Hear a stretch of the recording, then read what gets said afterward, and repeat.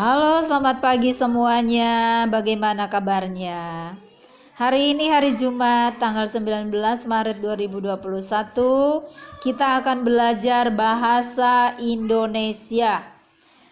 Materi kita pagi hari ini adalah jenis-jenis cerita fiksi. Namun sebelum belajar, mari kita berdoa. Terima kasih Tuhan buat pagi hari ini. Kami menyerahkan pembelajaran kami. Biarlah Tuhan yang memberikan kami hikmat dan pengertian agar kami dapat memahami setiap pembelajaran kami. Terima kasih Bapa, dalam nama Yesus. Amin. Pada pelajaran sebelumnya, hari-hari kemarin kita telah mempelajari tentang cerita fiksi dan non-fiksi.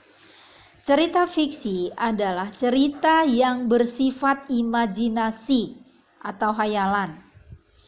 Jenis karya cerita fiksi, contohnya cerita rakyat, cerpen, roman atau novel.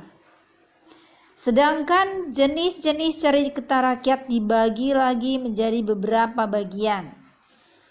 Yang pertama adalah cerita jenaka.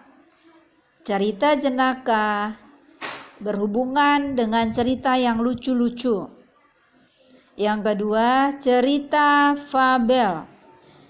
Cerita fabel adalah cerita yang pelaku utamanya hewan atau binatang. Yang ketiga, cerita legenda. Cerita legenda mengisahkan asal-usul suatu daerah, tempat, ataupun benda. Yang keempat, cerita sage, yaitu cerita yang mengandung unsur sejarah, pahlawan, atau sejarah yang lain yang berhubungan dengan cerita-cerita sejarah. Yang kelima adalah cerita mite.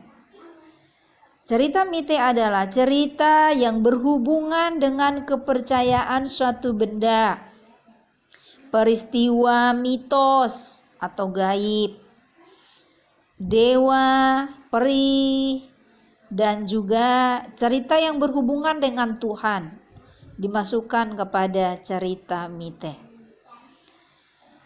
Kalian harus bisa membedakan jenis-jenis cerita rakyat tersebut. Ketika membedakan sebuah cerita, maka bacalah dengan berulang-ulang. Cermati cerita tersebut, apakah cerita itu dimasukkan kepada cerita jenaka, cerita fabel, cerita legenda, cerita sage, ataupun cerita mite. Penugasan. Kerjakanlah buku paket tema 8, halaman 51 sampai 53. Bagian A kerjakan di buku paket saja, sedangkan bagian B dan bagian C kerjakan di buku PR Bahasa Indonesia. Tuliskan soalnya. Perhatikan penulisan bahasa Indonesia yang baik dan benar, huruf kapital, tanda baca, spasi, dan jawabannya yang tepat. Itulah penugasan kita. Selamat mengerjakan. Tetap semangat, sukses selalu.